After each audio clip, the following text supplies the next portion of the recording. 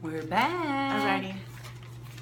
So anyway, we get into the 70s, and the highlights of the 70s were that in 1970, there were, Congress was all for decriminalizing as far as, the harsh penalties that people were in prison for. They were starting to become willing to lift these, and that it was pretty ridiculous.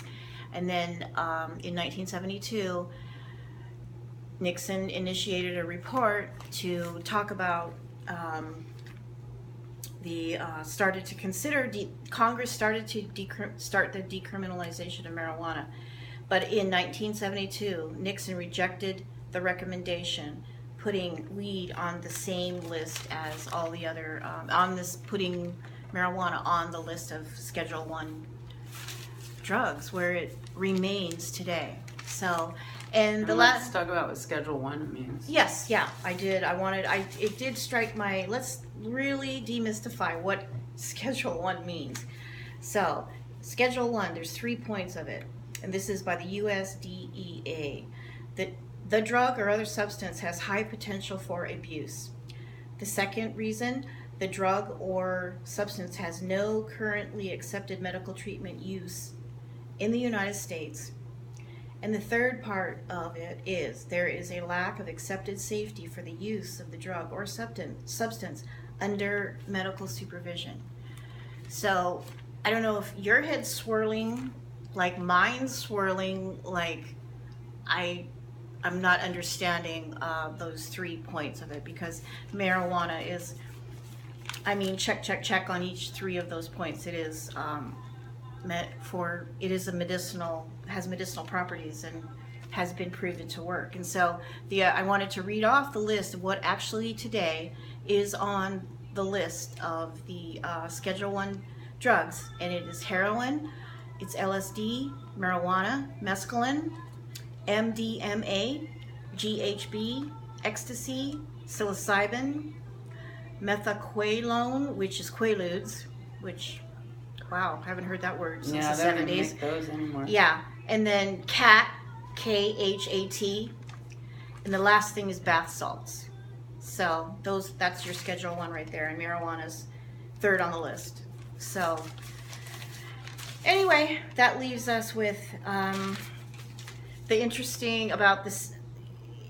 Another great point that rolled along in the 70s was that 1974 High Times magazine was founded. So they really broke out into the just the celebration of smoking marijuana, seriously, and the ways and the beautiful, the photography in that magazine was amazing, and that whole culture, the whole music culture and everything. So it was amazing magazine, as it remains today. So they in the 80s, which is like, what happened to marijuana in the 80s? And it's funny here because the war on drugs was really campaigned by conservative white parents groups lobbying for stricter regulations on drugs. And some of these groups became very, very, very powerful and launched the campaign of, remember the eggs going into that hot pan of fire, and this is your brain on drugs, So, and you're like, fear campaign. So that's kind of funny that, but then in 1986, so all that energy and the parents' war on drugs. In 1986, mandatory federal penalties for possession of 100 ounces, 100 marijuana plants was the same as 100 grams of heroin. So cruel, unusual punishment. And so let's stop at that. That was 1986, and then we're going to roll forward 10 years, and yay, California voters passed Prop 215, which allowed the sale of medical marijuana to those with a doctor's order. So, and here we are today, the slow crawl to legalization, and us being able to go to a concert and enjoy it and talk about it and tell our friends about it and share it with you. Yeah. So yeah, things are moving forward. today we found out that the NFL is, and you can Google this, the NFL has agreed to start doing studies on using marijuana for treating pain and other afflictions of football players. So that's totally awesome because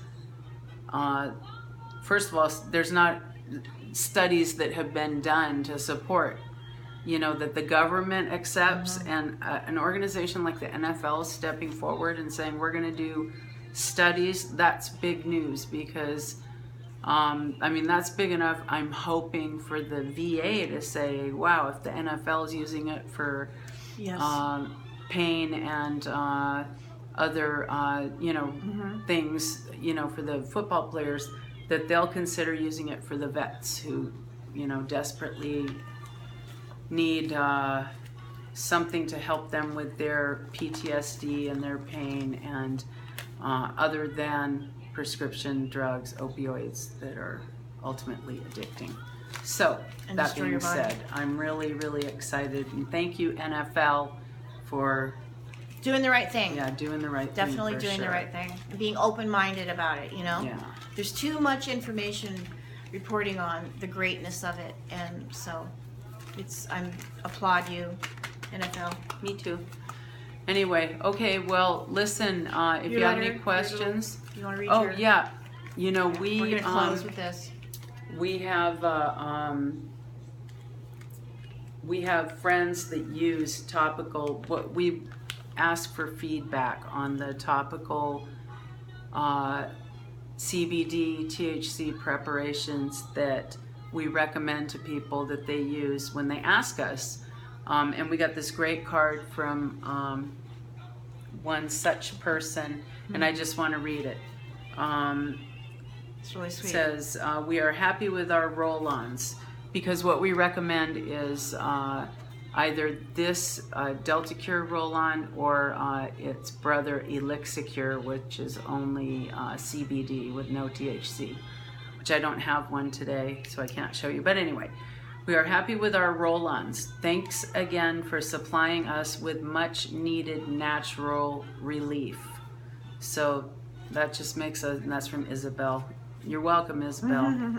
And Yeah, very nice. We get message. a lot of great feedback on the topical preparation. If you have any questions or need to know where to pick this up, give us drop us an email at GMA, so that's GMA, and then embraces, so GMA embraces 420 at gmail.com.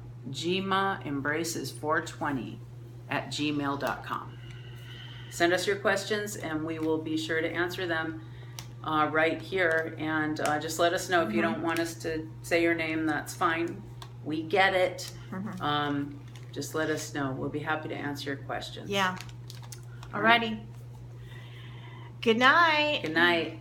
Kim, what time is it? It's 4:20, Marsha, all the time. That's right, 4:20.